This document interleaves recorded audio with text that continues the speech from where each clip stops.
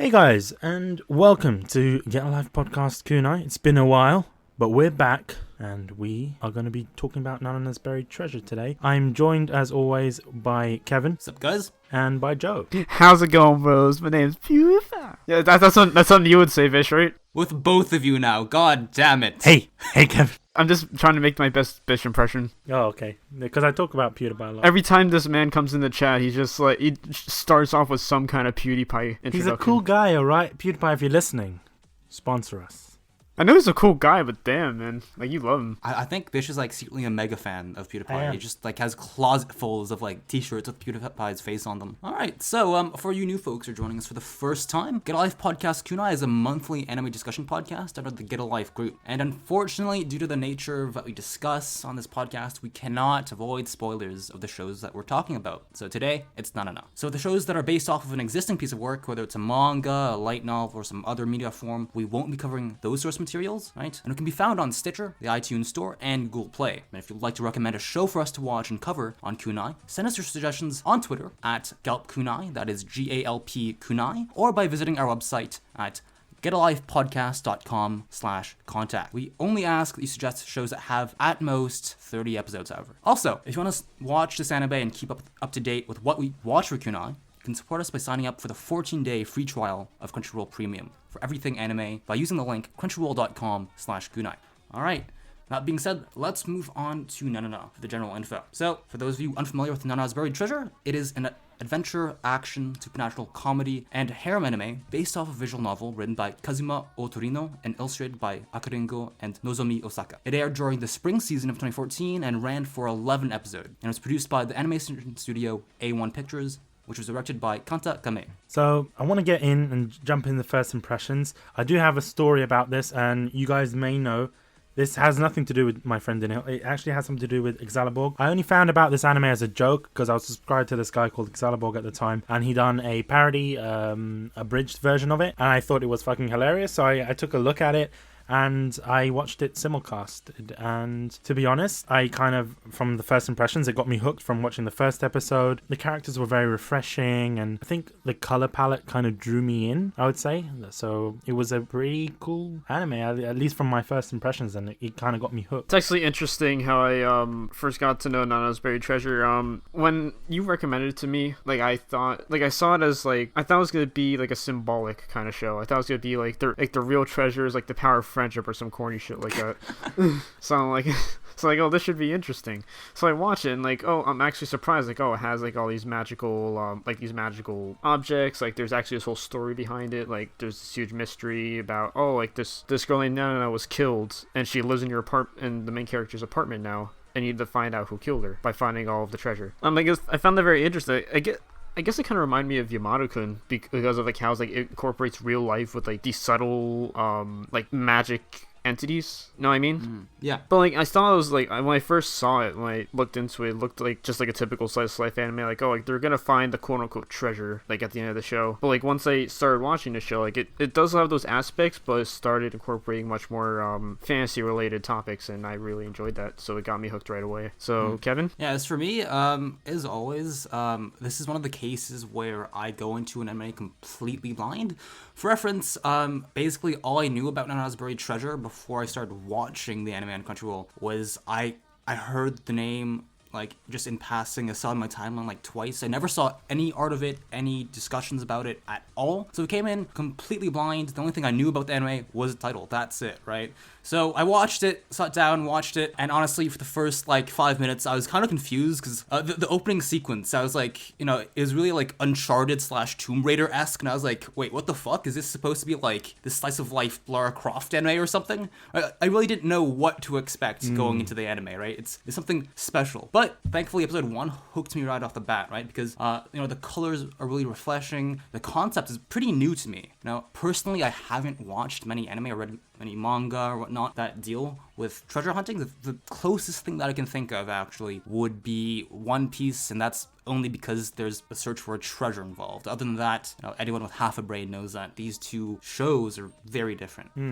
There's one interesting point that you brought up about having it being a very unique concept. When I was watching it for the first time, the reason I mainly got hooked, and I didn't mention it before, was because I just came off watching Persona. So I came into this anime thinking that there was going to be quite a lot of mystery behind it, because obviously I read a bit more of the plot, and it seemed to me like a murder mystery. So that's obviously with Nanana being dying and them searching for, ultimately they're trying to find the killer. So it reminded me of that kind of Persona vibe to it. That's why I was hooked on it. To answer your question, Kevin, well, not your question, your statement. Actually, I think I'd seen like a lot of shows where like there was a similar concept, but like I've never really heard about shows that have like straight up discussed the idea of treasure. It's more like you have to like for example, like shows that take place in like a medieval age, or it's like there's always like a quest. Yeah, like a quest. Like never like a concrete treasure you can get your hands on. Well, for me anyway. Like other people might have watched broader scope of shows. You might be like, oh, I can think of a few examples that are similar. But for me, it was something new. It's the first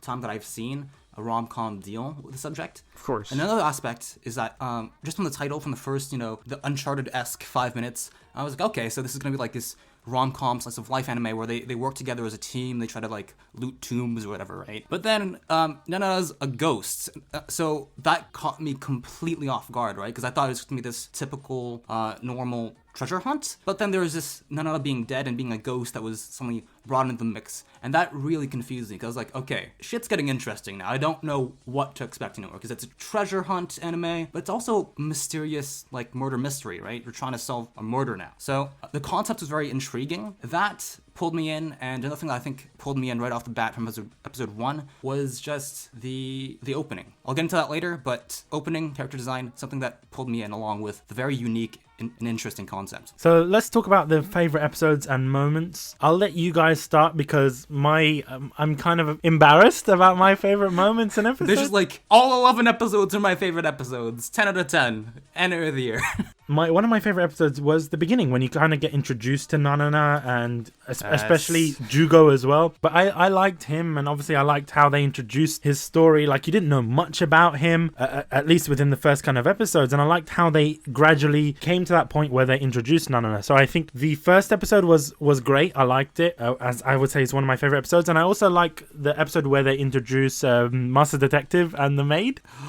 For obvious reasons. That's why I was kind of embarrassed to say, because the way they introduced it and the way they had that scene where there was something stolen from a museum and it was like, oh my god. And then that contrast where she's just sleeping in like a dump, basically. I liked that.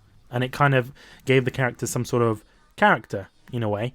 I know it sounds really ridiculous to say that, but you guys know what I mean. So I think the first 2 episodes were my favorite within the whole of the anime. Although I do like, in terms of moments, I do like the different puzzles that they have to go through. My favorite puzzle was I can't remember which one. It was the one with the water when they go to the bathhouse. I think that was my favorite puzzle because there is just so much going on there. You see a lot. You get the maid, a lot of water goes up his skirt. There's a lot of characters, they fall over and stuff. And I think that's Fish's favorite part of it.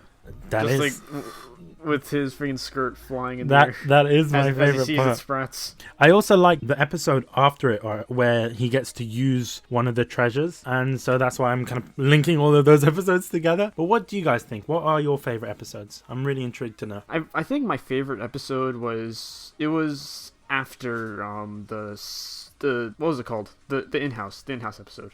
It was when Juugo wanted to meet up with Yukihime and kind of like work everything out. It's like I felt that it's like when I saw that like they were both just like bickering with each other, and then they make these like they make this absurd proposition that involves a lot of fighting. And like by the end, like it's really weird when you think about it. Like when you see scenes like those, like you think like, oh, like they're being very like contradictory like with what they're saying, but like when you think about it, it all connects together. And it's like just seeing like Yukihime trying to deny like Juugo's love and Juugo doing the same thing. Well, I don't want to say that because Juugo like really wanted to be by Yukihime's side. Like he basically made that meeting so that he could show her that it was something that she didn't really see. Like when he was using the treasure to basically restrain her and try to make her make up, like do it by force. Like when you start crying, like that's when the scene really hits you. It's like oh my god, like she's actually in a lot of pain. And then like you see them both trying to talk it out after Juugo has that realization about what's really happening. And then like they both like reveal like what they really think about each other. And like I'm just like when they made up, it just felt really happy. Like it made me feel really happy to see that like something like, because they had a lot of history back then. Like they had a lot of history in Matsuri, and like leaving when Juugo left Matsuri, it like Yuhime saw it as a sign of betrayal. And like just seeing Juugo like help her feel, like seeing Juugo give her closure. Yeah, like no, not closure. It was like, it's like he basically wanted to make her like feel rested and assured that he actually did care a lot about her. It was a long description, but that's why it was probably my favorite episode. Yeah. As for me, I have a few favorite episodes as well. I have to agree with you though, Bish. Episode 1, I gotta say, it is something that, after finishing episode 1, I was like, okay, wow. I didn't notice it while I was watching, but that was probably one of the best first episodes I've seen in a while.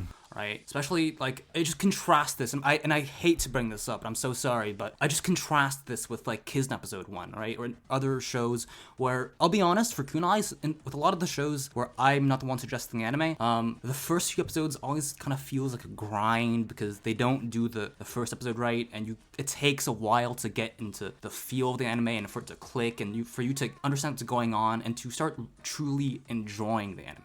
In this case, with Nanana's Buried Treasure, I really don't think it was the case. Right from episode 1, I think they did a great job of introducing the show, and I was hooked immediately. Because for me, a good first episode means that it's basically the pilot, if you will. It's supposed to sell you on, okay, should I keep on watching, or is this just not worth my time, right? A good pilot episode, in my eyes, it tells you what to expect for the rest of the anime, and it introduces all concepts of the genre. For episode 1 of Nanana's, I find that you could see everything in it. You could see the supernatural aspects, the action aspects, the comedy aspects, and the romantic aspects in it, right? You're introduced to the mystery intrigue with the murder. There was the fucking... Okay, I laughed a few times during episode 1, but the one moment that got me laughing and, had my mind set for this anime was, when he first meets Nanana, and like she challenges him to a fight. And they wrestle. The arm-breaking moment, wasn't it? Yeah. Oh my and there's the fucking hilarious. God's territory moment, right? Where he's pinned down. I fucking died. Because I don't know if you guys know about it. Joe, I think you might know about it. Have you guys ever heard of the quote-unquote absolute territory on Twitter or like in... I know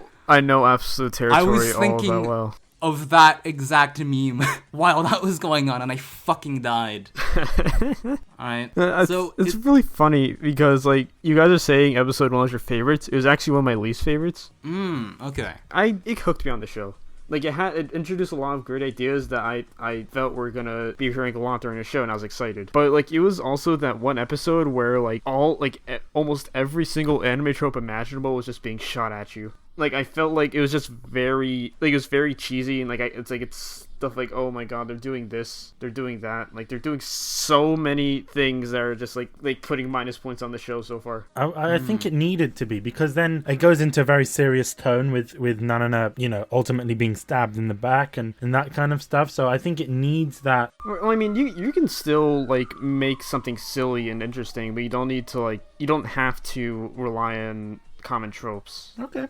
Fair enough. It did leave a good starting impression on me because I knew it had ideas that could work if they were done right. So I wanted to see it until the end. Now that you bring it up, yeah, there were a lot of tropes, with the landlord being the typical, like alcoholic lady, and there were a bunch of tropes that were being thrown around. But I guess I didn't really notice it in the moment, just because a lot of it was really funny. I was laughing. I was having a good time. So just, I don't know, the feel-good factor, as stupid as that sounds. It's probably just me because I usually like to start shows with a neutral mind, like just to observe everything and see like what's it's doing right, what's doing wrong, and then enjoy what it's been doing right until the end of it.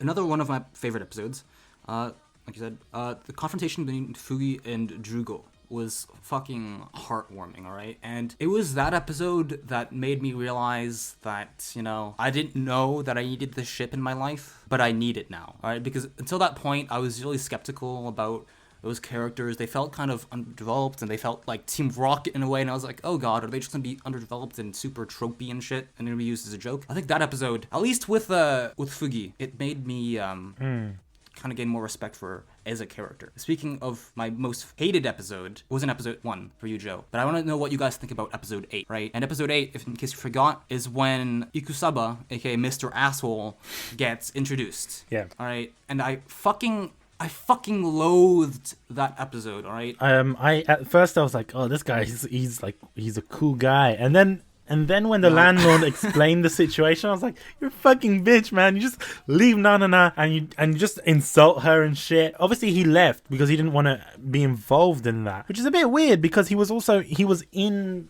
the adventure club. You know, he was actively taking part in finding the treasure. But I just want to know why he didn't have that interaction with Nanana, which is so weird. It was just like he didn't have the interaction with Nanana. Yeah, that's what I'm saying. He didn't give a shit. He was just there so they could consult Nanana for his treasure hunts. He was using her as a tool, like he uses everyone, right? So the reason I'll get into like Ikusaba's character later, but just briefly, the reason I hated that is not because, you know, Ikusaba is an antagonist. I didn't hate it because they introduced an antagonist to the story. That's not why I didn't like it. The reason why I didn't like it is because of the way he was introduced and just his character himself, which again I'll get into later.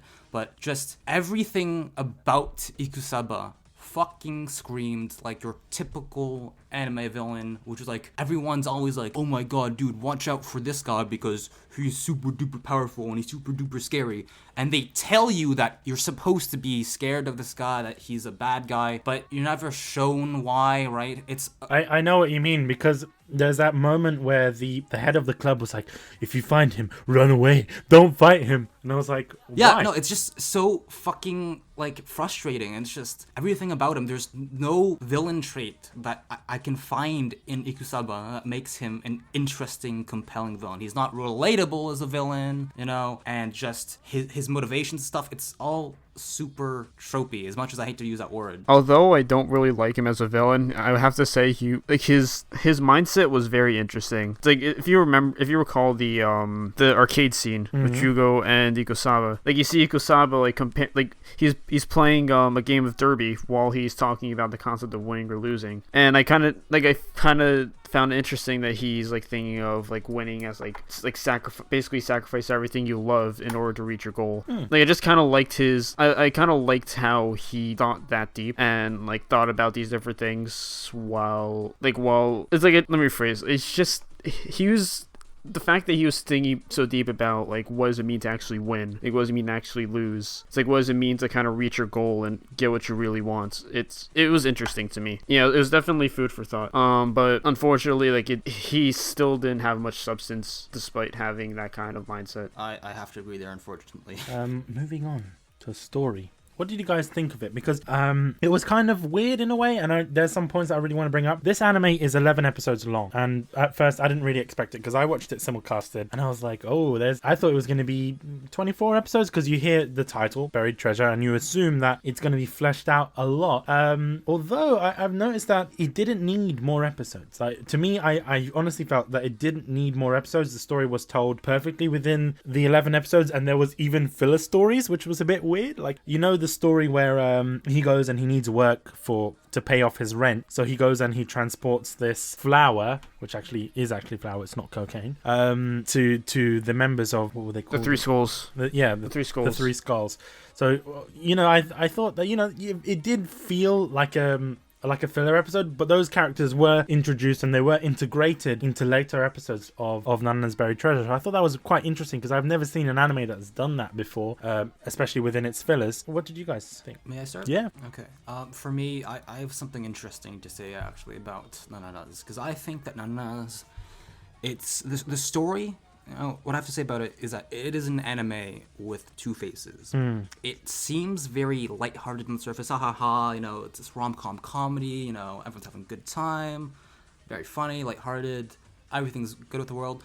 But behind that, like, lighthearted surface, there's actually a darker core. And I think that's what it's about, right? Because if you think about it, yeah, it's true that it's described as a harem anime, it's a rom-com, right? It's a comedy. But the story, at its center, like, if you think about it, Juugo's raison d'être is to find the killer that killed Nanana, right? It's a murder mystery, right? And not only is it dark because of this murder and death aspect, when Ikusaba gets introduced, as much as I hate him, he does darken the mood of the story a bit from the pure comedy that was happening earlier on. He does bring out the darker themes and tones that the story has to offer, right? Now, what are you willing to sacrifice to achieve your goals and all that? So don't let it fool you, because yeah, you can have a good time, laugh with the anime, but it also delves into some darker topics that I wasn't exactly expecting from an anime in this genre, to be completely honest. Give me an example of these darker topics. Well, it's just that, like, the conversations when Juugo talks with Nanana, right? And there's the conversations that come to mind, actually, to me are, like, what does Nanana want, right? Why does she want to find the killer? Does she want to pass on and stuff? And Jugo's in this dilemma, right? Because on one hand, he wants her to find peace, but he doesn't want her to but leave. At the same time, That was definitely a huge topic in the final episode. Yeah, and also it's like you don't know what Nana's exact motivations are. Does she want to find the killer in order to find peace for herself? But no, that's not what she wants. She reveals that no, she wants to kill the person that finds her, right? So it wasn't something that I was expecting out of this type of anime. Like for Haganai, for example, right? It's in the same genre as Haganai, and Haganai, as we all know, is a lot more lighthearted. Yeah, it deals with serious topics too, but not on the same level that Nanana's does it. And that's something that caught me off guard, and that I liked. It's not something I didn't like, by the way. It's something I liked, because it gives it a bit more depth to it. The comedy doesn't make it feel superficial. I agree with that. And I also want to point out a big story flaw, because this is also talks about story, is the fact that she says she wants to kill her killer, but she can't leave the room. Do you see what I mean? So in reality, she can never move on unless the killer is one of her housemate. Well, I haven't read the manga or light novel, so I wouldn't really know, but what if that's kind of hinting at something? Maybe, we don't know, but all I know is that this anime is based off 3 volumes of light novel. There's currently 8. There is potential for that to be found out. I want to say right now, I enjoyed a lot of what the show did. I think like it was very funny, and like it was very serious when it needed to be. I thought the ending was very poor though. Yeah. Here are a couple gripes that I have about the ending. So like, you know how the whole plot was like, oh, we need to find the killer and like recover these treasures from Nanana's collection. Not only was that unresolved, we did not find the killer, and Ikusaba's quote-unquote conclusion when he just left the battlefield was like, you know what, fine, I'm not gonna fight you guys anymore, I'm leaving. Like, you know what the conclusion was? He was reduced to a credit slot. Yeah, okay, well, I agree and disagree there, Joe. I have to intervene. I really disagree with one of the things you said. Like, it honestly really annoyed me when, like, because I'm like, oh, what happened to Ikusaba? Like, after he left? Like, because, like, nothing was really concluded. It's like, you know what, I won't fight you guys now, but it's like, maybe someday, I don't know. They didn't really make that clear. No, like, and then, like, once you got to, and, like, by the time you saw the ending credits, you saw, like, a screenshot of him being captured with chains. And, like, why didn't we get to see that? Why didn't we get to see him get captured? Like, it was just something I was like, oh, so that's it? Like, is Ikusaba arc done? I agree with you on one point. I disagree with you on one point. Yes, I have to admit fully here that, especially since for whatever reason, when I set out to watch the anime, I looked at the sheet and I was like, okay, 11 episodes. But for whatever reason, while I was watching it, I forgot that it was 11 episodes. I thought it was the standard 12. So the setup for the last episode is like, okay, this is gonna be a big fight, super exciting, and it was a long fight, but the fucking ending, holy shit, right? It's just, Ikusaba, like you said, Joe, it boils down to, this won't be the last you guys will see of me, and it's, the fucking payoff for, like, what is it, 3 entire episodes of fucking development and tension feels so cheap. It was like a cop-out. When the credits rolled in episode 11, I was like, that's it? Right? Exactly. It's like the Destiny ending, right? That's how I felt while I was playing Destiny. Right? I'm not sure where you disagree with me there. Like, I agree with you in all of those points. What I disagree with you, though, is the way that, in what you said, that it felt cheap because you didn't find who the killer is. Well, no, that's not what I said. The reason for that is because... That's not what I said. No, I said... You don't find out who the killer is in the 12 episodes. No, I said that as an example. Like, I'm saying, like, overall, like, the point, like, a lot of the points were just unresolved. Well, that's understandable, Joe. Like, it's not even a 12-episode anime. It's an 11-episode anime. Right, but, like, no, like, I thought... season, wait, so, right? Here's the thing. What if we didn't focus on the killer anymore? What if we were focusing on, like, oh, we need to stop Ikusaba? Like, like, it would have disappointed me, but I would have been fine with it, because, like, you know, maybe it's, like, something that happens in the manga, or, like, they're saying, like, oh, like, watch the like read the other books to find out more about like the killer or like more of the treasures. Like I would have understood that. But the thing is, like episode 10 had a cliffhanger where we saw Juugo basically dying. Like even though like what was the treasure called? It was like the ring. The ring of like the death god or something similar to that. Yeah, the one that suggests like pain and mental images. Yeah, but like he, even though it was all his imagination, like he still felt that pain. He was about to die. Like because he thought he wasn't breathing. So for me, he would have ended up dying. Like I thought, like it's gonna be this huge, like I thought there was gonna be like a sacrifice at the end, like there's gonna be, and then like there's gonna be this intense fight to finish it off, and like while like trying to mix some of that lightheartedness that the show's known for. But like it just dropped it. Like not even like I want at least that to have some kind of nice conclusion. That's the thing. It's like you can't have such a great conclusion like that in 11 episodes. I'll be real with you. They had 20 minutes. They had 23 minutes to make a conclusion. That's not about hard. What? About what? About like just like to end the fight off right. Like Okay, well the fight thing, we're not disagreeing with you about the fight, Joe. The thing that I'm disagreeing with you about is the greater overarching plot, which is the killer who killed Nanana.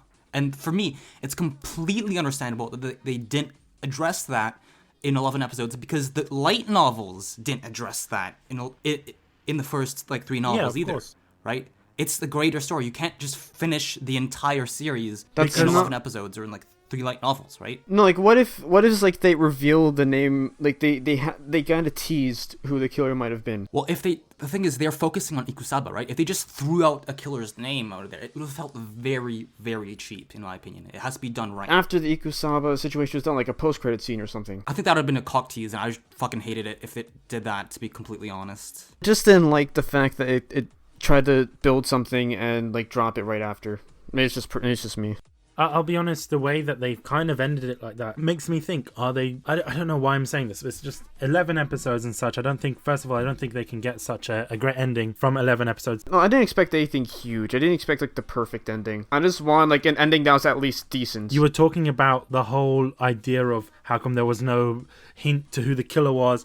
We don't know. Maybe in the light novel, that's 3 volumes of light novel, there's not going to be any sort of hints. I'm judging within that. This as an anime production. I'm not judging it as like... Well, you must recognize that it is an adaptation. Yeah, exactly. Joe. It's an anime adaptation. It's not an original story. It is based off light novel. And bear in mind, usually like a season of anime is 3 light novel volumes. So there's potential for another 2 seasons of this anime to run on. They're not gonna hint who the killer is in the first season. Do you know what I mean? Like that's how I feel it works, and I understand why they did that. How it is. As cheap as it sounds too, now that we mentioned that, I think that it may tie into the business aspect of an anime. As much as I hate it, I'm not saying that this is a good thing, but... Well, maybe I shouldn't have said, like, they should have, like, revealed the name of the killer. Maybe I should have said, like, they should have hinted towards it, like, a big clue. If they don't do that in the light novels, Joe, they can't really do that in the show, right? You have to say... Well, like, how am I supposed to know that as an anime viewer? Well, maybe you can find out if you read. See, like I was just saying, this is anime at the end of the day. It's a business, right? It's meant to sell a novel. Exactly. Oh, you want to find out what happens to the killer? Go read the freaking light novel. It's the same way that they did with Excel World. Same sort of situation there. They wanted to promote people buying the games, buying the light novels, etc. So I think it's the same issue here. And yes, it does damage the anime in a way because, you know, you're forced to kind of read the manga and the light novel to get more of the story and to get more of a hint as what's going on. That's exactly what I'm saying. But that's the industry. Like I can't blame it on the studio for making that choice because it's probably something the production team wanted to do. Yeah, that's fair. It's just, I don't know. If it's not in the light novel, they can't do anything, right? Yeah. Unfortunately, that's just the constraints that they have to work with. It's just I'm sure they work out the story like down the line. It's just like I guess like as an anime, like the anime alone just kind of left a little sour taste in my mouth. But like although I do have to say I really liked what it presented, like the Nana's collection, like just like seeing all these treasures in action and the ruins. Like oh my god, I loved like those ruin segments when they were trying to solve puzzles and stuff. Like especially the last one, the show when they had to work with the 13 zodiac signs. Like that was really nice. Well, I find that although this anime can be complex, and the runes can be, you know, they look nice, they're aesthetically pleasing, and you know the puzzles seem complex and all that, but honestly, and the Achilles heel is that it seems super complex, presented as super hard to resolve, and then Tensai walks in 2 minutes later, the entire thing is solved, and it feels cheap. it's bullshit in a way because a plot device, right? That is just overused. Ultimately, it was Nanana that hidden all of these treasures, and it's safe to assume Nanana was the one that done these traps as well. So bear in mind, Nanana is like what, 16 years of age, or however old she is when she done all of this. Well, it's not necessarily her that had buried it. Actually, I think it's the leprechaun that scattered it around the island. Oh, the leprechaun? Oh, right. They mentioned the leprechaun. Well, I mean, it's not like a leprechaun per se. It's like an alias. Even if it's designed by Nanana, okay, everyone else is fucking stumped by it, and honestly, I don't mind Tensai figuring out the puzzle, but she does it in like the space of 2 minutes and then has a perfectly logical explanation for fucking everything. So all that complexity that they try to present to you like 2 minutes ago is completely fucking Are you saying that Tensai is a Mary Sue? No, I think I want to say Tensai is a really. JoJo. She's not really a Mary Sue, because I wouldn't compare her to Yozora, all right? But I just find that unfortunately just her being a master detective and super smart is just overused. I don't mind it like the first like few times, but after a while it's just like, come on, it removes any. It's like fucking Armin. It's like fucking Armin from Attack on Titan. Herder, we have a problem. No problem, guys. We have Armin. He'll instantly solve the problem that we have. The Tensai really reminded me of like a JoJo character. It's like, you know how like in how sometimes in like some JoJo fans will understand, it's like in some scenes like in the anime or in the manga, it's like you'll see them like trying to encounter an enemy, and like occasionally they'll like think out the strategy that the enemy is using, and they go into these really deep explanations about why this is happening, and like they end up like pulling through in the end. Speaking of Tensai, I really want to talk about characters. Let's talk about favorite characters here. Who's my favorite characters within the anime? I really like majority of the cast. I really do like. I'll be honest with you. Why do I know who this is going to be? I love Tensai. Tensai is one of my favorite characters. Of course. Hang on, is she favorite character or best girl? We have to make a decision one of my favorite characters, but okay. And I'll explain why she's my favorite character. She reminds me a lot of not only within her character design and her voice, but I think she reminds me a lot of Taiga from Toradora, because she's quite short. I fucking knew it. And she's got blonde hair. And she's got that little snaggletooth thing that's coming out. So she's an incredibly cute character, but it's also the fact that she's very intelligent. And you may not like that in the sense that she just instantly knows about the puzzles and shit. Well, but I find it's cool because she's the only smart one there, and she has this kind of charm to her, especially when she called herself a master detective, and then she just laughs along with everyone, like in the school. Like, they're laughing at her, but she's just laughing with them. And I think it's kind of badass. I want to know more about her as well. So there is that kind of mystery. I'm like, why is she this master detective? Why does she want to become that? And I feel obviously that we're not going to get an answer to that. But it's that mystery that attracts me to her, and that's why she's one of my favorite characters. I have other favorite characters, of course, as I mentioned. The Todomatsu Shu, he was hilarious. You know, the guy with 100 faces. You know, the disguises guy. He's quite funny. He provides a level of comic relief that I really enjoy, especially when he was dressed up as Yukihime, and then he does the voice and shit, and he's just like, he decides to give her massive tits. I thought he doesn't get much character development, but I think he's just funny, and that's why I like other characters that I enjoy. I wouldn't say he's a favorite character, but he's on that list. I also like, wait for it guys, I know it's gonna be. Oh dear, I think I know. Oh dear, go Daruku. I knew it. Why Daruku? Because I don't know, it's like she had I keep on calling her she. It's a he. Daruku's a dude, by the way, guys. Oh my god. He's a trap. He's not, actually, they mention it in the anime. Tensai says Daruku's not a boy. He's a trap. So it's kind of like, it reminded me of the whole Hideyoshi thing. Like, oh no, Hideyoshi's not a dude. He's Hideyoshi. So it's the same sort of thing here. And I like how they acknowledged that. I think it was very funny. I also like the interactions that he has with Tensai. Like, he's like, oh, Tensai is my senpai. I need to, like, especially with the saliva thing that's going on. Oh my god. Yeah, those moments. So I love those moments, and I think that's why, you know, I want to secretly be Daruku. Like, you know, I feel that sometimes. Oh, do you know? So you want to have like somebody you love dearly, so you can, every time you feed them food, you just want to slowly taste their saliva. Maybe, I don't know. Valentine's Day is coming up, so that might be why I'm saying this. It's confirmed, guys. Bish is open to the opportunity. If you ever want to like cosplay as Hoshino or Daruku, and you know, post pictures on Tumblr page for the fans, you know. I would love to do that. I think if Bish ever tried to cosplay as Daruku, I would just quit the podcast and go kill myself. I made this joke about doing like cosplays like with hairy legs, like Miku with hairy legs, or Nico from Love Live with hairy legs. People that have heard the podcast before know about this, and I believe Tyson also knows about this as well. So I'm pretty up for doing that, maybe for charity. I don't know. Other characters that I really do enjoy has to be Nanana. I like Nanana, not only from her character design. Her character design is pretty weird because you rarely see Nanana in this kind of clothing. She's wearing very kind of like an angel of some sorts. You know, she's wearing white clothing. It looks like it's silk by the way it's drawn, and you know, even her hair color is slightly lighter than, you know, the previous scenes that they show her in, you know, when she's adventuring and shit. I like her, you know, because there are some very interesting things about her. I want to know what is that thing dangling on her chest. Is it actually a one of Nanana's collection? That's what I want to know, first of all. Second of all, you know, I can relate to her a lot. So, you know, she's effectively, she is like a obsessed gamer. She likes playing all these games, especially fighting games and retro games and things like that, and online games. So I kind of have that connection to Nana in that sense. And she's also incredibly hilarious, and the way that she teases Juugo, I think, is quite nice. It's quite charming as well. So those are my favorite characters. I want to know about yours. Oh, fun fact. Daruku is actually voiced by Hanakana. She's in Orimo. Oh my god, she's Kuroneko, best girl Orimo. That's actually amazing. I didn't even need to read the rest of the list. She's in Orimo. That's all I care about. Right, so she's voiced like Kuroneko. She's voiced Tenchi from Angel Beats. Kobato as well from Hakanai. And Shiina Mayuri in the Steins Gate anime, Shiro from Dead Man Wonderland. Hey, she's had some pretty big roles. She's voiced Chiaki Nanami from Danganronpa 3, Despair Arc. Oh wow, she's also voiced Rana from Freezing, and So basically, she's like a massive voice actor. Yeah, she's like one of the biggest voice actresses out there. Oh, she's also in Shirokuma Cafe, Polar Bear Cafe. Kevin, if you remember that. Oh my god, no, I know. Oh Jesus, she's Mei Mei. I don't remember who the fuck Mei Mei is. I just remember Polar Bear Cafe. If I'm not mistaken, I think it was Panda. That anime. No, wait.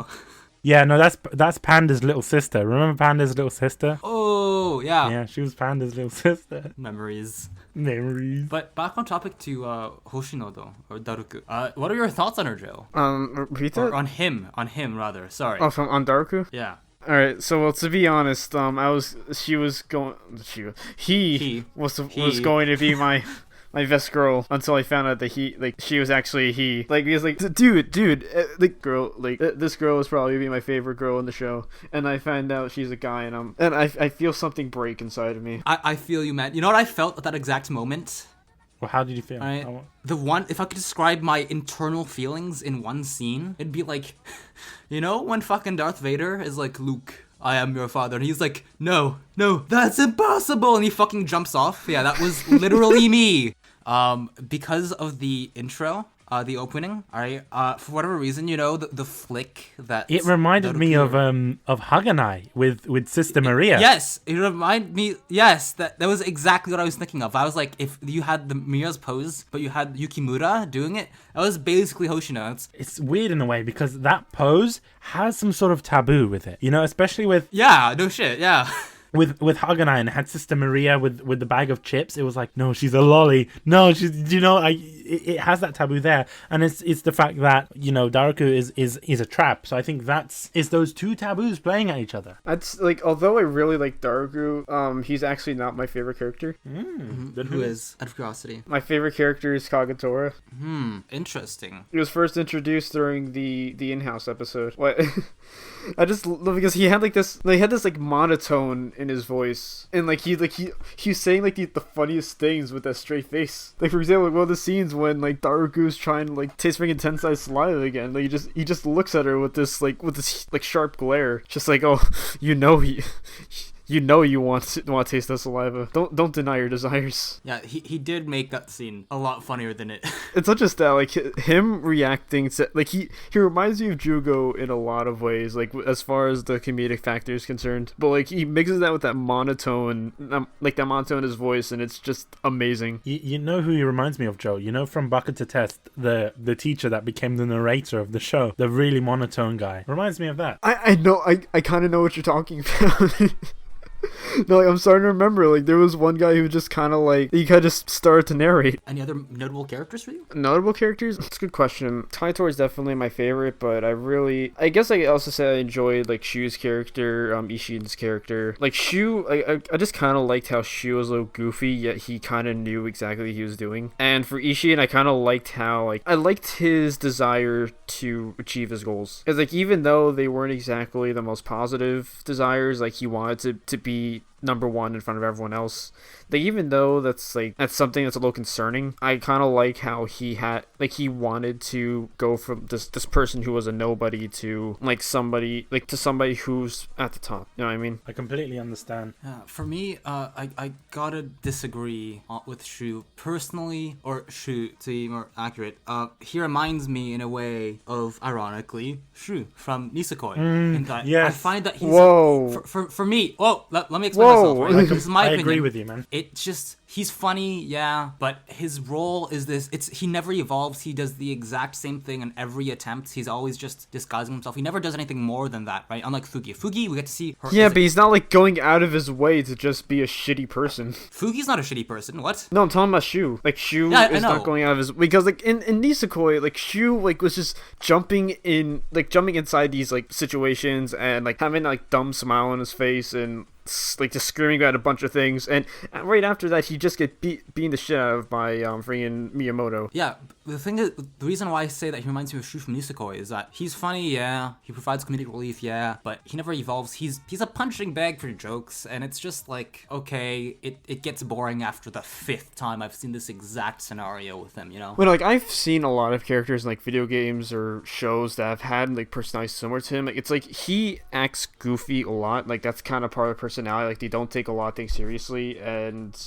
but like at the same time they know how to be serious when they need to be serious. It's like those are characters that I like. It's like, for example, like if for any of you who have played like Ace Attorney Investigations 2, like there's like the fan name is Raymond Shields. He's he's an attorney who's often very carefree. He's very like laid back. He doesn't take much things seriously, but when he needs to be serious, he will be serious. Well, I don't know. Shu for me, there wasn't a click for me. It just felt that I was disappointed because he's basically like fucking, what was it, James from Team Rocket? Yeah. He's just a trope that, okay, yeah, you're a joke, man. You're just there to fill to be a joke, to make the audience laugh, and that's it. He is very conserved though. Like he's very like he kind of keeps a lot of things to himself as well. I must admit that you guys gotta help me here, all right? Because just after as this conversation has progressed, I think that my favorite character has switched, or at least in the very least, there's another character that I've realized, you know. So tell us who's your initial favorite character,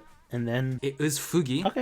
Okay. All right. It was Fugi because I felt that just episode 7, like I mentioned, that heart-to-heart confrontation between Fugi and Juugo was really well done, and you get to see, you know, what she thinks, her feelings for Juugo, the relationship. It's really fleshed out well in episode 7, which is I really liked that.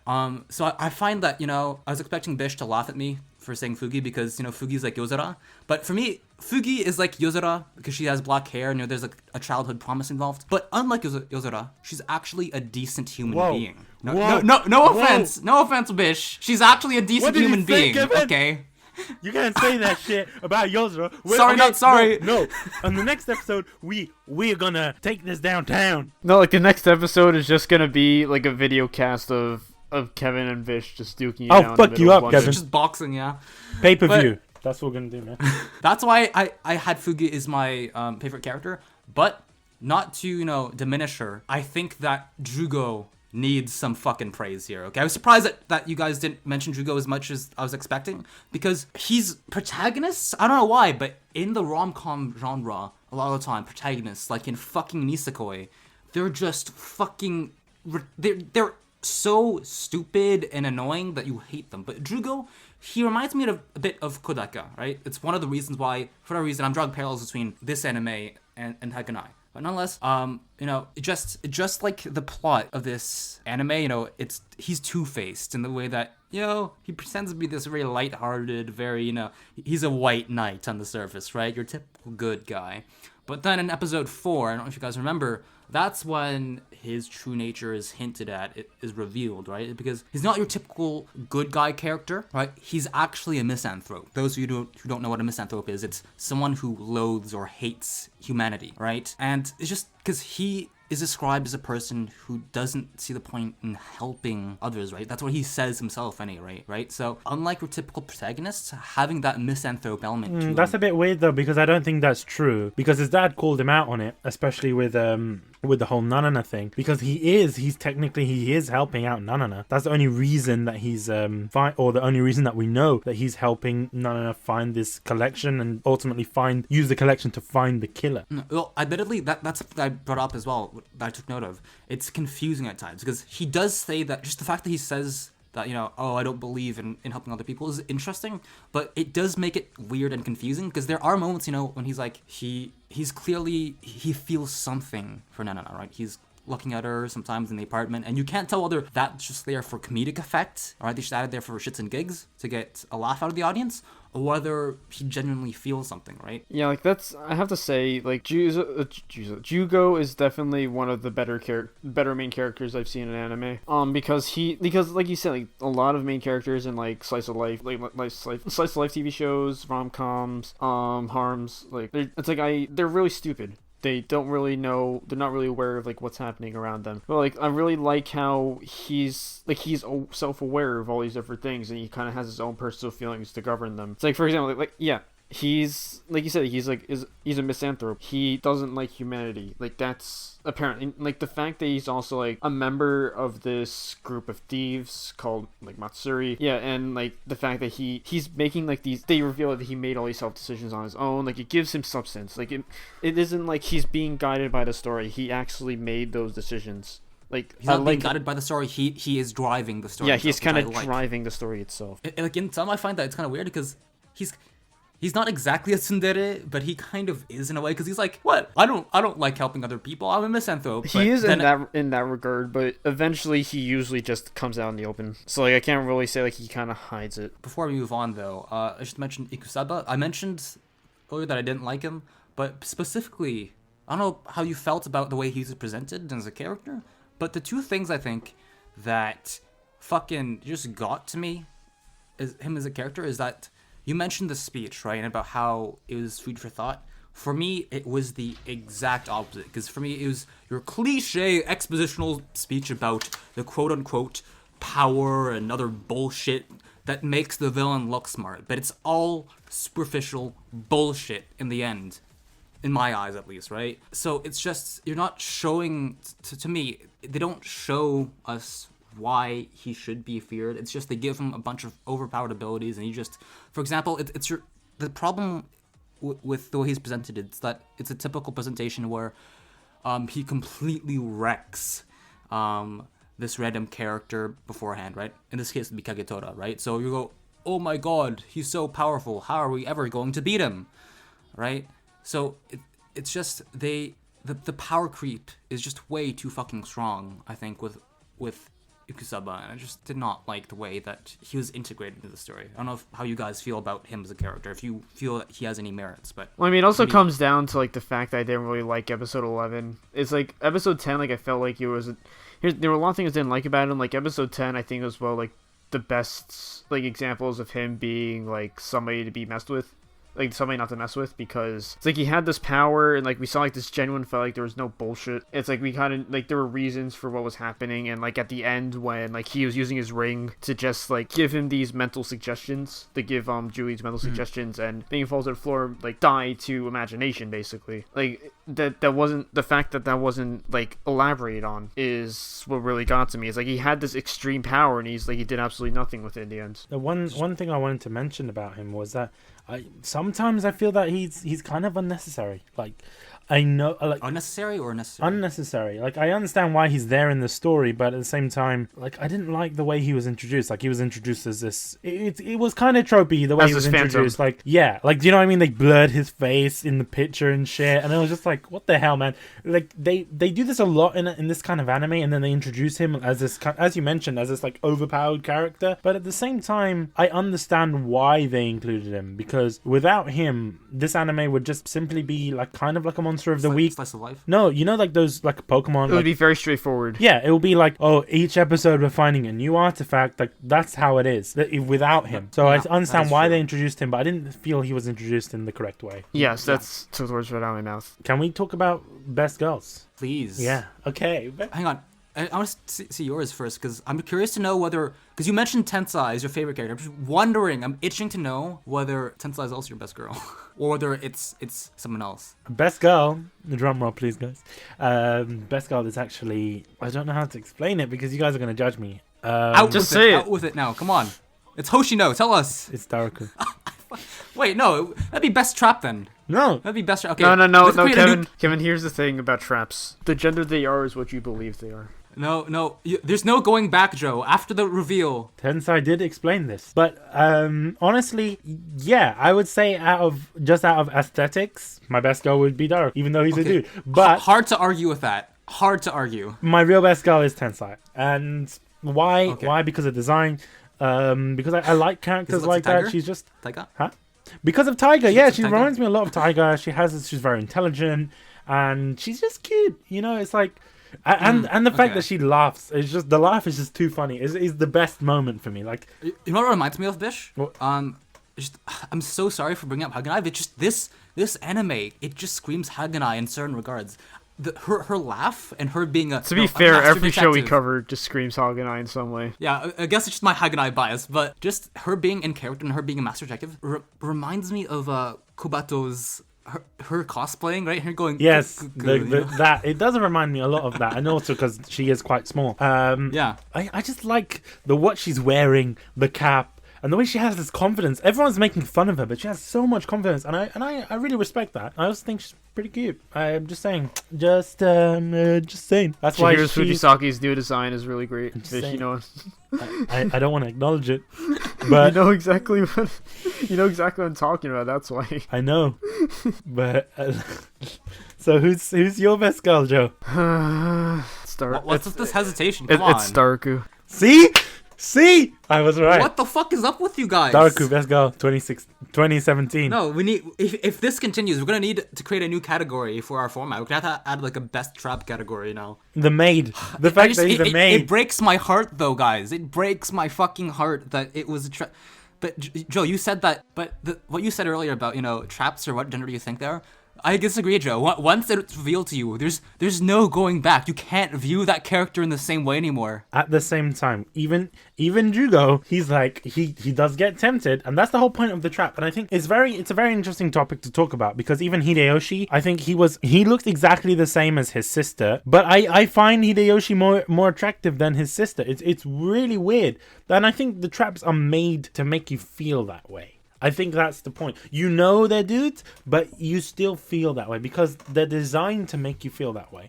And I think I don't know why though. Why are they just there to troll us? It's the taboo. It's just that sense of taboo. You know that you're not into it, but at the same time you're like, I might be into it. Like, no, but it's like it's so confusing for you too, because it's like sometimes you get confused bonus. Like that's the whole. Yeah, no, literally. That's the whole point. You're like, what the fuck? Like, well, no, that's how it is. That's how traps are. And it just feels like a troll to me sometimes, and I'm just like, why do you hurt me? Well, that's this way? the point. I was just reminded of the scene with Kagatora and Daruku when they're waiting outside of the Zodiac sign ruins.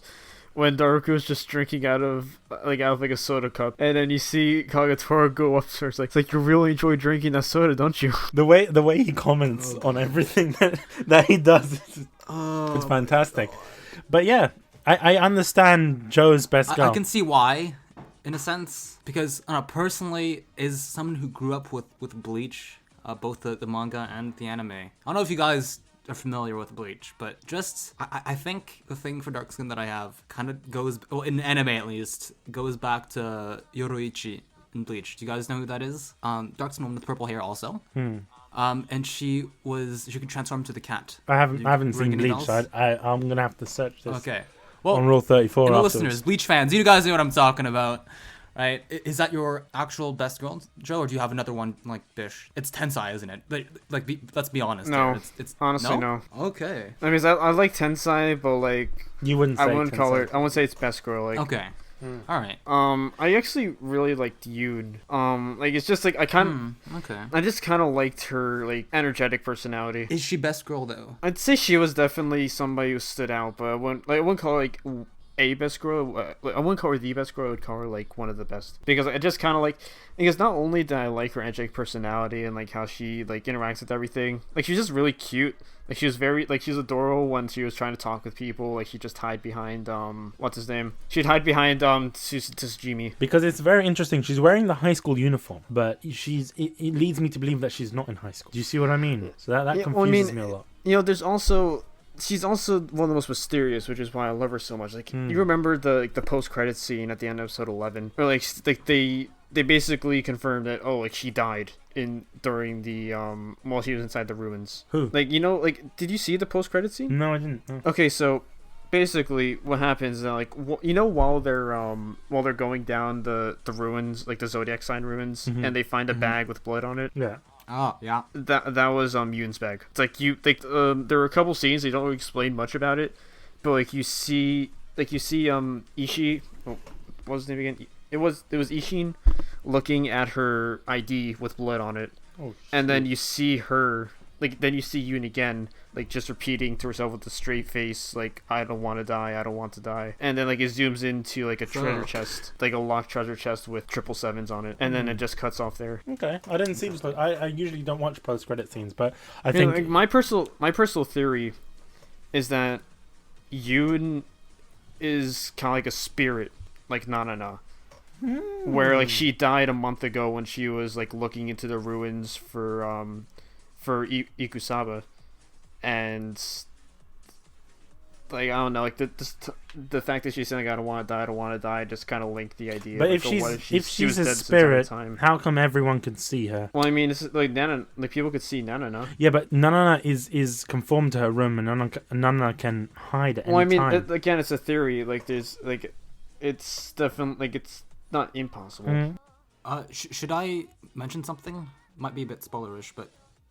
I mean, this is spoilerish. Like this is supposed to be spoilerful. Okay. All right, because it might just be me remembering things wrong. But wasn't it hinted that Yoon was used by Ikusaba to go through the ruins? It was because like a month ago she took a secret job from Ikusaba with Taipei. Yeah, exactly. But according to the Wikipedia page, it says something like I don't have it in front of me right now, but I was reading it before we recorded, and it said that. Wait! Before we go any further, like in case like whatever Kevin's about to read may or may not include any spoilers for anything outside of the anime. So I just want to going to keep that in mind while you're listening. So basically, what I read is that Yoon was used by Kusaba, but then she's brought back and her memory is wiped and she didn't remember what here. During this time she was missing for several days, and then when she returned she did not remember anything about what had happened. So yeah, so she took a job request but failed and was severely injured. So yeah, that I don't think she's dead.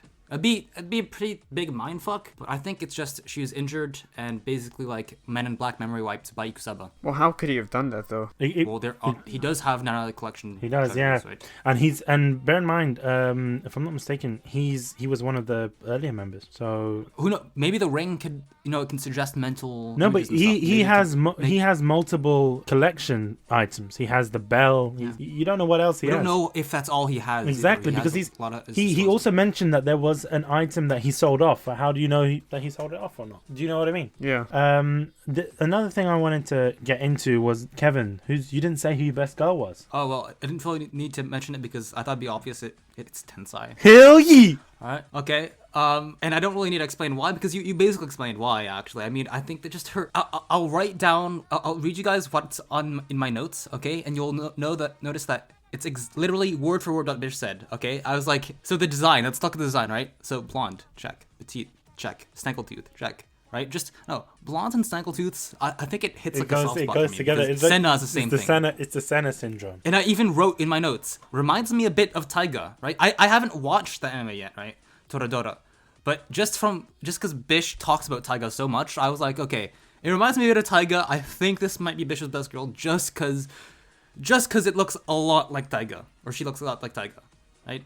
And I think just her personality, really upbeat. She's very likable as a character. And the only downside, like I said earlier, It's not really about her character herself. It's more like the way that the writer uses her in the plot. You mean like she's too Feels nosy? Like a crutch. No, not that. Not that. It's just the way that she's a crutch sometimes. She feels like a plot device. Oh, we'll just use Tensai to instantly resolve a puzzle, right? So she's kind of like a get out of jail free card for all the situations, which I find is unfortunate. Isn't but there a term that's for not that, really like a problem with like her a Deus Ex Machina character or something? itself. Isn't there a term for like a Deus Ex Machina? Deus Ex Machina? Well, or is you that- just used it. Deus Ex Machina is the term. But it's something very interesting because she doesn't, apart from that, she doesn't really have much character development. But she's within the manga and light novels. She's been actually given her own spin-off. So I'd heard. Yeah, I remember. So hearing so about it means that recently. she is quite a popular character amongst a lot of people if they've given her own, side story in light novel form, no doubt. There's also, I want to bring back ships, so let's do this. I did say to you guys before the recording if you had any ships or not. You guys didn't respond, but I'm gonna get right into this with the ships, and I'm gonna say which ships that I propose. Okay. One ship, I have multiple. One ship is quite obvious. It's the Tensai Juugo ship. And you kind of get that from the first kind of 3-4 episodes. Okay. And the reason I say that is because, she was like, oh, hold me. That moment when she was like, hold me. I know. That was more like fan service. I know, though. but it was like, I ship this. Okay. That was one of the I'm very excited for ships returning on Kuna, by the way, because we didn't have ships for a long time. And yeah. Not only that, it's my best girl, and I want my best girl to have a great ship. I also think another ship of mine has to be Doruku and Tensai. And Okay, I forgive me, Father, for I have sinned. That's one of my ships as well, actually. Okay, and my only justification, I'm so sorry, my only justification for that ship is literally in my notes. Because why not? no, Because but I mean, they are a team. They are a team. Because and- why not? and you That's can not how see love that works. he has affection. That's exactly how love he works, has Joe. affection. What are you for, talking about? Hey, he has affection for Tensai, and Tensai doesn't really reciprocate that as much. She's like very tsundere, and she's like, oh yeah, I'm just your master. You can never have any of this. I feel that kind of. It also kind of, that's why it kind of reminds me of Tiger as well, because Tiger is kind of hard to get. So that kind of reminds me, and I want him to just fuck Tensai. Like, I want that to happen. Okay, well, I'm sorry, sure there I was get that. plenty of Rule 34. And another ship, which I want to bring up, is Please, come on. Tensai. No, not Tensai. All of them are just going to You have ship Tensai. Tensai with everyone? Yeah, no, Tensai's like nugs. No, it wasn't Tensai. It was the other guy. Shit. I forgot it. Juugo and Kagetora? no, Juugo and Doruku and the maid. What? Yes. Oh, well, huh. Because you know he wants okay. it. Well, He's into that. Like, I have a feeling that there's gonna be some sort of yaoi based around it. He was into that. He though. was It's completely. It's canon. He's No, into remember- maids. Yeah, no. In the first episode or two, when he didn't know the truth about Hoshino, he was shipping that. He was going for it. But then fucking Tensai just casually revealed it to him, and his dreams are crushed. So No, he's but clearly even into it before the revelation. even then, he still is into it because he gets tempted. It's like the devil himself is offering him this temptation, and he gets into it. Like, he has these like daydreams. Or there was one moment where he's trying to look up the skirt, and then he gets interrupted by the wind. It was one of those episodes when they were all sleeping over at his house. And it was there was a lot of moments where, he wants to take that action, but then he remembers, oh shit, this is a trap. So that's This why, is God's territory. yeah. That's what he wants, basically. So he's into, it's obvious that he's into it. I just want to see it happen. And maybe, I think it has a good potential for yaoi, I think, to be honest. I'm just saying. Just saying. Bish, out of all these ships, I'm curious to know, what is OTP? OTP, one true pairing, Tensai, and Juugo. That's what I'm going to say. Okay. All right. Fair enough. Joe, how about you? Okay, so I only have one. There's There's only one right ship, Joe, and if you don't have it, I'm going to be disappointed. It's you and Ishin. What? And here's you want to know the reason? You want to know the reason why? Bruh. Here's what I wrote in my notes as about why this is the ship that I chose. You is thirsty as fuck. Yeah, but that doesn't mean that she should be shipped with him. Like he has no part of it. He's like, oh fuck this bitch. You know what I mean? He cares more for Daruku, sorry,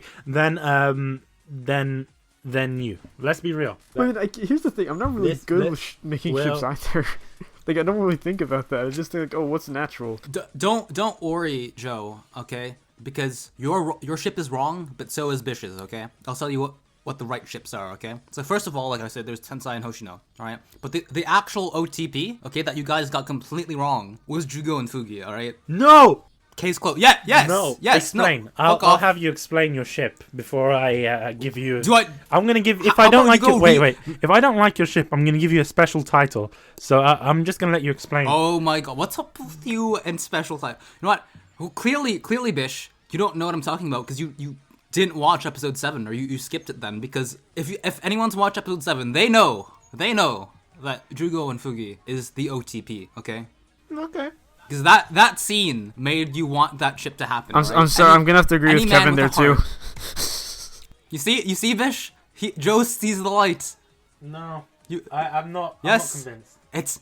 It's time for you to come to the light. And because I'm not convinced, you're getting a new title, and it's not. I'll be honest with you. It's not going to be something like Director Fanfics.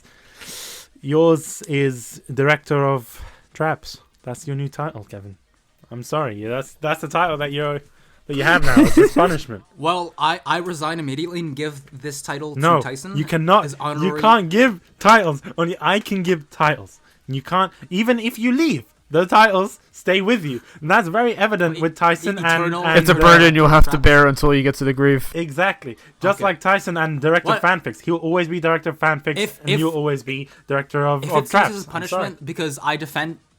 If it's a punishment for defending the true OTP that you refuse to recognize, then I will wear it as a badge of honor, okay? Because every time you mention it, I'll be like, Bish, I defended OTP, okay? Wow. But in my defense, Bish, I think that Juugo and Fugi is a more plausible ship than Tensai and Juugo because it's actually hinted at, okay? There's no fucking feel like moment it's a where lot more Tensai development. actually... But that's not the point of ships. Yeah. That's not the point. The point of ships is to make get a lot of shitty fanfics and have go on Tumblr and see all this kind of stuff. You don't. I don't need to tell you is that how it works, Bish? Juugo. That's how it works, Bish. Joe. No, it's not, Bish. I'll tell you how it works. Okay. We don't need a debate about ships. Okay, or OTP. You know why? Because OTP, you just know it when you see it. Okay. And Joe and I, we get it. We know that Juugo and Fugi. When you think about it, like, okay, so you have Juugo and Tensai. Like they definitely look like they're the kind of pairing that would work great together. Mm-hmm. But if you see like Yukihime and Juugo together, like there's a much deeper like meaning to it because they both already knew each other, and like they go way back to like the time Matsuri and the time he left with. We will all know who true OTP guys. Anyone that's listening, please tweet at us. Email us. Okay? Oh yeah, email us or Tell tweet us who us. OTP is. Who's okay? OTP in this, and we'll settle it this way. And in the next episode, we will try our best to resolve who's this OTP. Listeners, I have faith in you. All right, I'm letting you know that I, Kevin, have faith in you, and that I trust you to correct Bish and to bring him back from and let him see the error of his ways. Now, here's what I want you guys to do.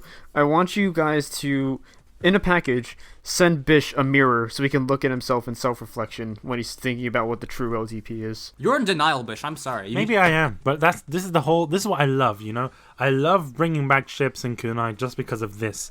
Because of all of this discussion, right?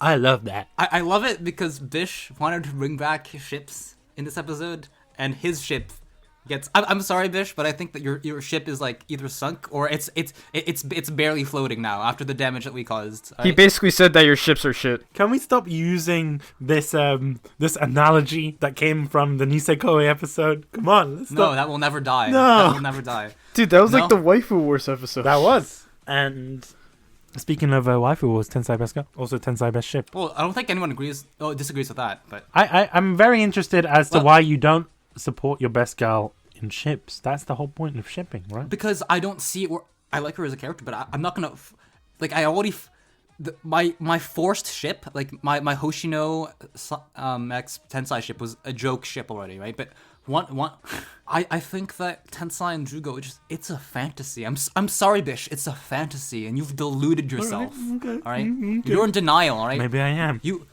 Maybe I. If you contact the author, I swear to God, if you like write a letter to the author, be like, hey, who's OTP? They'll write back and they'll be like, yeah, Kevin's right. You're wrong, Bish. What? Why would they say Kevin's right? They don't know who you are. They're like, yeah, that guy Kevin. He's great guy, man. Yeah, why wouldn't he know who I am?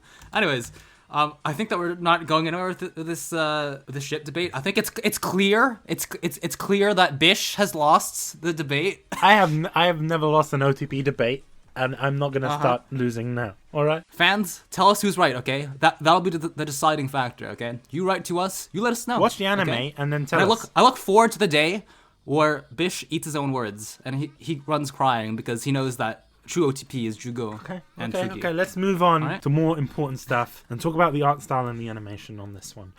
I thought the art style does remind me a lot of Oremo, and I found out that it was done by the same animation studio. There is a lot of things within there, like how Yu looks, within the opening sequence, when right at the end, like when they're standing and it says Nanana's buried treasure and Nanana's in the chest. There's that one, the way she's standing, it reminds me of Kirino from Oremo. So it was very like reminiscent of Oremo, and the fact that they have the snaggletooth thing, also another Oremo thing there, and it was just the characters. Do you know what I mean? Like the way the female characters look, it was just typical Oremo for me, and it was typical A1 pictures. So I really enjoyed the art style, and the colors as well was very vibrant. And I'll be honest with you, there was a wide range of colors within the color palette, and there was a bunch of different animation techniques that we saw in there. We saw traditional 2D animation. We've also seen 3D animation. I'm not sure if you guys noticed this when I did notice it with like the gears and with the gears ruins moving and the way the ruins would move,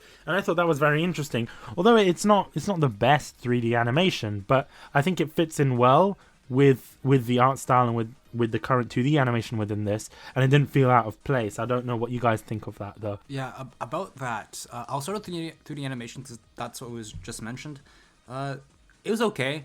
I was expecting it to be used a bit more, but I was a bit disappointed by the fact that it, to my knowledge, from what I noticed while watching, I didn't really notice it being used outside of the gears for when the stages were being set up. Other than that, I don't recall any 3D animation being used. And it's a shame that it's only used for that one specific thing. And if real quickly, it's always the exact same animation. You know why it's always the same animation? Because probably to save money. Because 3D animation is very expensive. But there is more unique animations within the setup. Like, for example, on the first one with the tables moving, that was all 3D anime. I'm not sure if you may or may not have realized that. But there's also the opportunities. Like, there are some, you're not going to be 3D animating a lot of things. There isn't many things to introduce that. The use of 3D animation. Like, they're not going to just randomly 3D animate Nanana. But you do see it within the game as well. Like, when she's playing video games, they are real.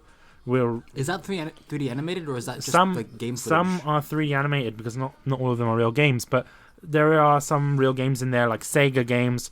Like you see at some point. There was Tekken as well. She's not playing Tekken; she's playing Virtual Fighter. Oh. That's why I said that there are Sega games. So it makes me think that Sega was probably within the production committee for this anime. So that's why they have the games in there. I've also noticed that there is a game similar to Monster Hunter. I can't confirm whether it was Monster Hunter she was playing, but she's playing a bunch of real games and games that looked like they were rendered for the purpose of this animation. You said that there's a rich color palette, right? For me, I find that, like I mentioned it before in my first impressions, that the colors look nice, very smooth. The edges are very sharp in the characters. Not the most sharp I've seen, but it's good. But I will say about the color palette that looks nice, but I would like to see more contrast, because I did find that overall, the colors have a very light shade to them, right? And that's not bad, but it's just, if you make the contrast greater, it would pop a bit more and look nicer. I'll be honest with you, there is opportunity to do that within the ruins and the puzzles, because they tend to be quite dark. But I'm very surprised that they didn't kind of take that opportunity to do that, as you mentioned. I did. Well, like it had that A1 touch. Like that's what it really comes down to. Like it's something that I expected nothing less from A1, and like their ability to just mix a bunch of colors together and make something pop out. It's like Nanana's colors, for example, they look beautiful. Like the colors that go with her character, just stunning to me. They pop out and they're just very colorful. Like it matches her personality. Oh, there's another thing that I wanted to mention. Nanana reminds me of, the Shelter animation, also done by A1 Pictures. It reminds me of the protagonist of that one. I forgot her name. I never heard of it. Rin. You've never heard of Shelter? You've never seen No. Shelter? It's amazing. Nope. Go and go on Crunchyroll or go on YouTube, because it's on YouTube now. Type in Shelter animation and watch it. What kind of show is it?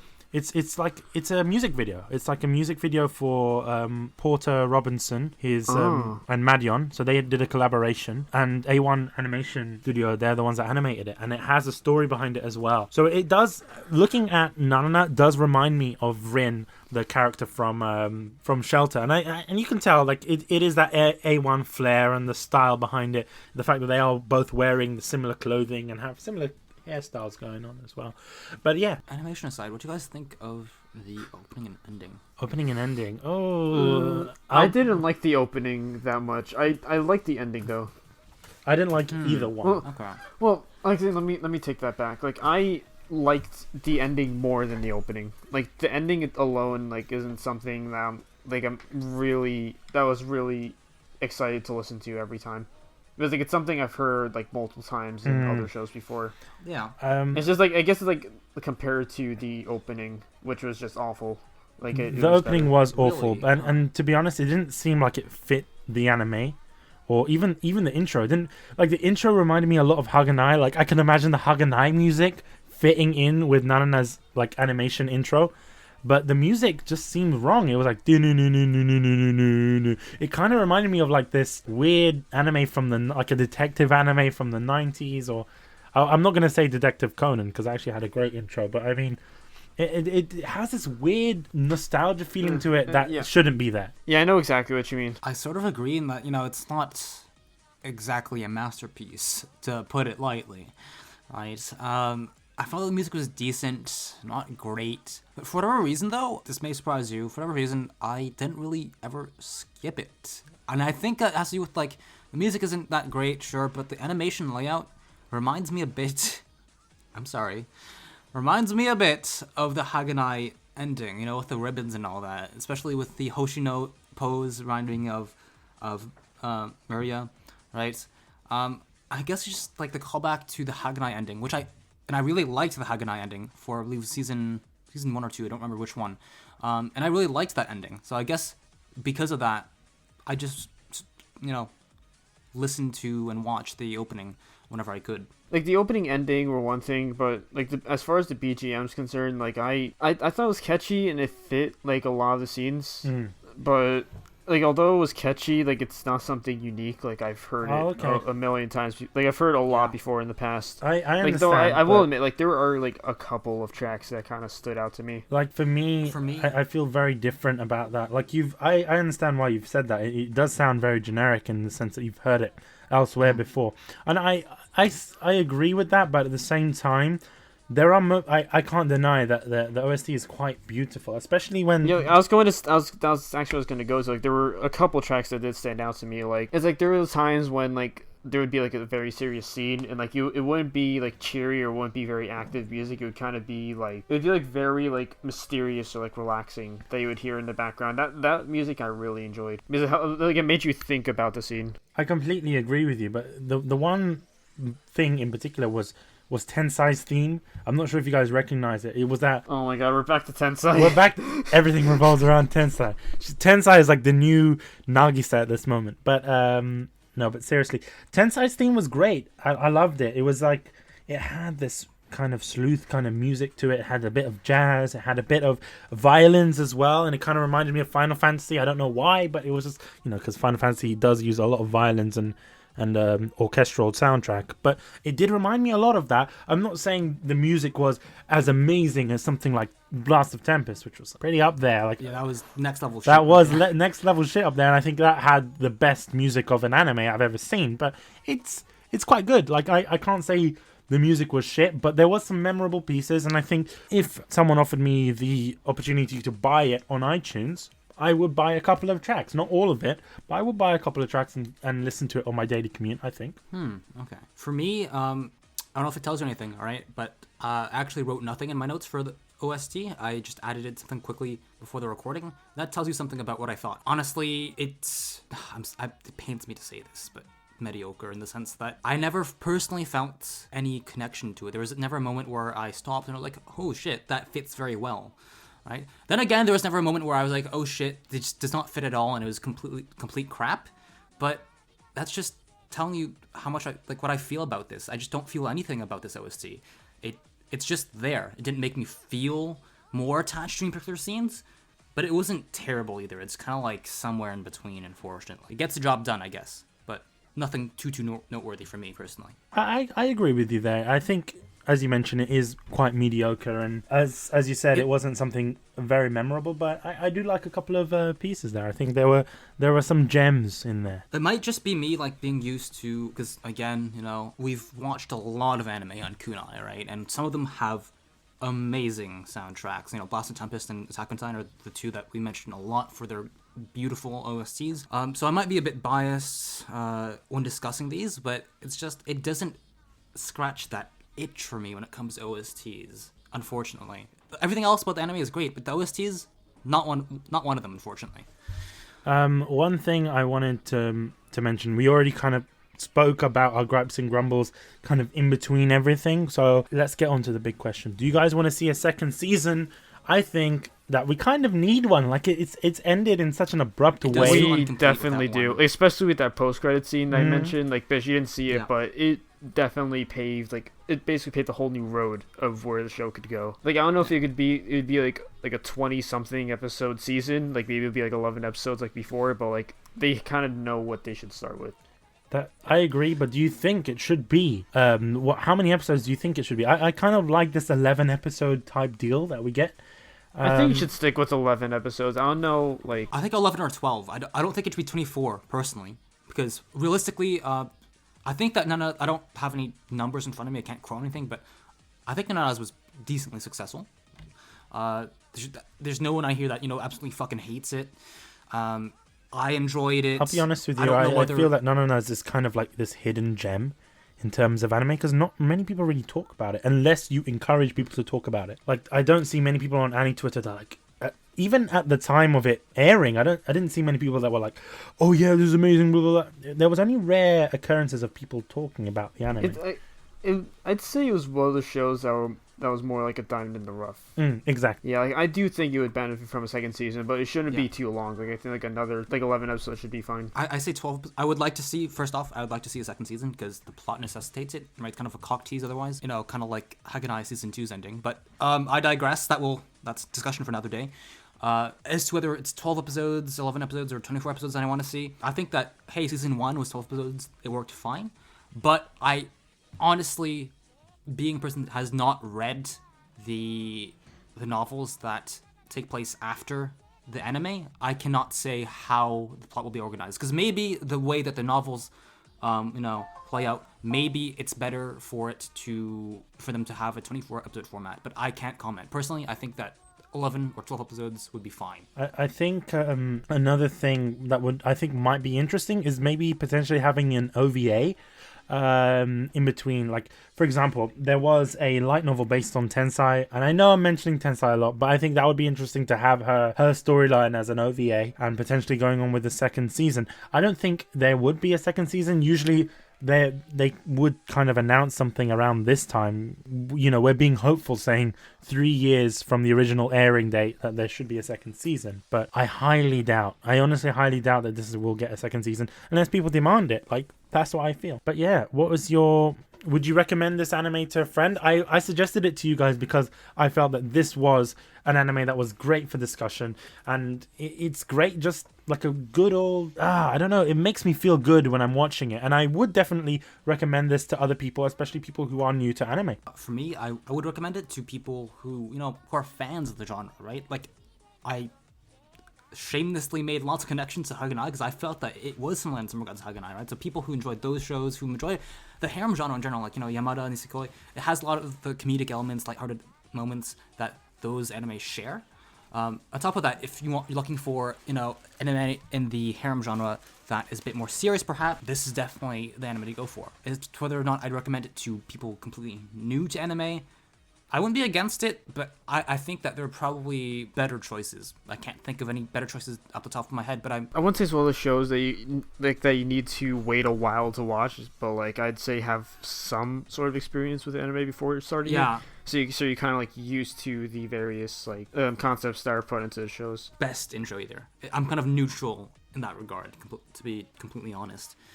So guys, as you may or may not have been able to deduce from Vish's insane reaction to my mentions of Fugi, and Fugi being a better non-shit version of Yozora, the next episode, I'm really excited for this, is Haganai Season 2. It is the episode that I've been waiting for, that I've been waiting to do since forever, honestly. And I hope you guys are very excited, because I certainly am. And expect a lot. I'll be honest with you, part 2 is a lot better than season 1. Season 2, yeah. But season 1 isn't bad, but season 2 is a lot is better. The ultimate goal. Yeah. It's. I mentioned this in the episode itself. I only suggested season 1 because we had to cover it if we're going to cover season 2. Exactly. So that's the rules of kunai. Yeah. Before we leave, let's say goodbye.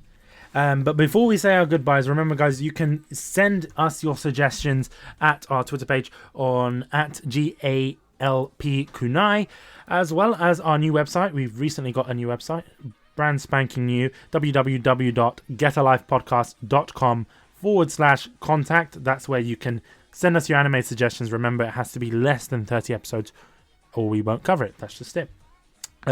Also, if you want to watch Nanana's Buried Treasure, you can do so on Crunchyroll. If you go to crunchyroll.com/kunai, you'll be obviously supporting the podcast. You get yourself that free 14-day free trial of Crunchyroll Premium. So that's no ads and unlimited anime for 14 days. No, there's like a lot of anime. Yeah, it's pretty much unlimited anime. They also have manga as well. They also have a lot of manga you can watch. That's true. They do have a lot of manga. So if you're bored of that, you can just go watch more anime, read some manga, do whatever you want to do with that. You can find me at Get Alive Podcast on Twitter. Kevin? Yeah, I'm at The Tempest Phoenix. Phoenix spelled Phoenix. I'm at Kibo Gamer, spelled KIBOUGAMER. And one thing I want to say before we actually finish off the episode, thank you everyone for, over the coming months, we have received some fan suggestions and we did implement them with Excel World and we'll be continuing to do so in the future. And also thanks for the people that have been giving us some feedback. I've noticed it with Panty and Stocking and with other episodes. So thank you very much for all of your suggestions. Keep it coming, and GG. Talk to you guys later.